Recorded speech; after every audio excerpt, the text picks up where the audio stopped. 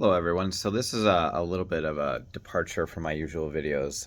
I do some reloading in addition to shooting and reviewing guns and stuff like that.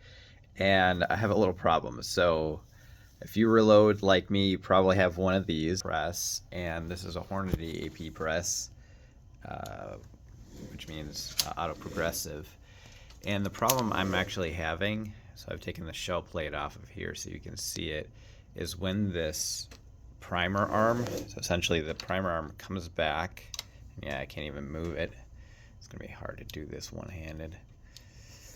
Let's see if I can do this. Okay, so as the primer arm comes back, it picks up primer from here and then slides forward. And the issue that I'm having, oh, it's gonna be really hard to see, is that the little plunger that pushes the primer up through the primer arm when it seats right here. So as I push forward, now you can see how that goes up. So it pushes the primer in. It actually is a little bit too tall. So that little plunger sits too high, and this actually catches as it goes by. And what it does is it's actually wearing out the front of this little primer arm and chipping the bottom of it. So it already chipped one. Fortunately, Hornady is really good about like warranting their stuff, and they sent me a replacement. But if I keep using it, the same problem is going to happen because it keeps catching. So I developed a little bit of a solution. We can see under here that little thing, that little nut.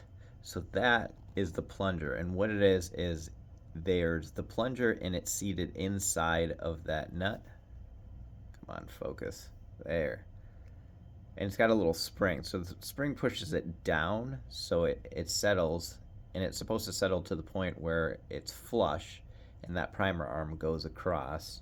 Essentially what I'm going to do is I'm going to put a piece of paper right between that nut and the bottom of like the shell plate holder area, this thing right here, and that should, just a thin piece of paper like a paper washer, that should drop it down far enough to where it does not conflict with that primer arm, hopefully, and solves the problem. And if it doesn't work, well, I'll have to try something else.